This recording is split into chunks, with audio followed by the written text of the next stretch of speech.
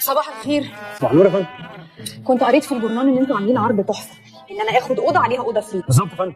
حضرتك هتحتاج الاوضه الثانيه دي لمين وعشان ايه؟ لا انا عايزه الاوضه الفري بس. نعم. نعم الله عليك. طب استاذنك بقى ثانيه واحده عشان اخد المهدئ بتاعي. لا ما هو انا جايه تعبانه، مش هستناك تاخد المهدئ بتاعك. خلاص مش مهم، انا ارتاح. وانا اسف جدا يا فندم، مع احترامي كامل لحضرتك، ما ينفعش تاخدي الاوضه الفري من غير ما تاخدي الاوضه اللي بفلوس. يعني ايه ما ينفعش؟ انتوا بتضحكوا على الناس وخلاص؟ ابلغ شرطه السياحه تيجي تشمع لكم المكان ده كله؟ بتضحكوا على الناس يا فندم اهدي بس شويه، انا فضيل محترم. ومين حضرتك بقى ان شاء الله المحامي بتاعهم؟ لا يا فندم، انا المحامي مستر فارس صاحب الاوتيل والمدير العام. اهلا وسهلا. انت بقى اللي بتعمل اعلانات مضروبه؟ ابلغ شرطه السياحه.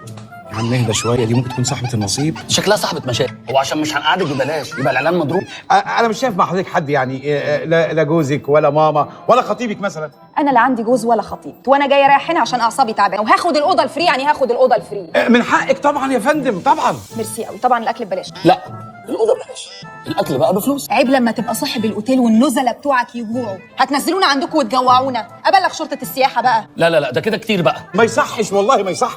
الاكل عندنا فري، فطار وعشاء. حضرتك قلت فطار وعشاء، وبالنسبه للغدا ما اتغداش؟ اجوع اموت. الغدا على حساب حضرتك. هو قال حسابك؟ ولا كانك سمعتي حاجه. الغدا كمان على حسابنا. لو سمحت يا كابتن. لا بس بلاش اداء التناكه ده، عشان مش لايق خالص على لبس صغير على الحب. عايزه ايه؟ مفتاح الاوضتين. مش كان اوضه فري فجاه بقى اوضتين؟ هو انتوا مش كاتبين ان الاوضه عليها اوضه فري؟ لا بص حضرتك لحظه واحده، ايه رايك تاخدي الساعه كمان؟ اتفضل. عامله كام دي؟ دي هتقلبنا.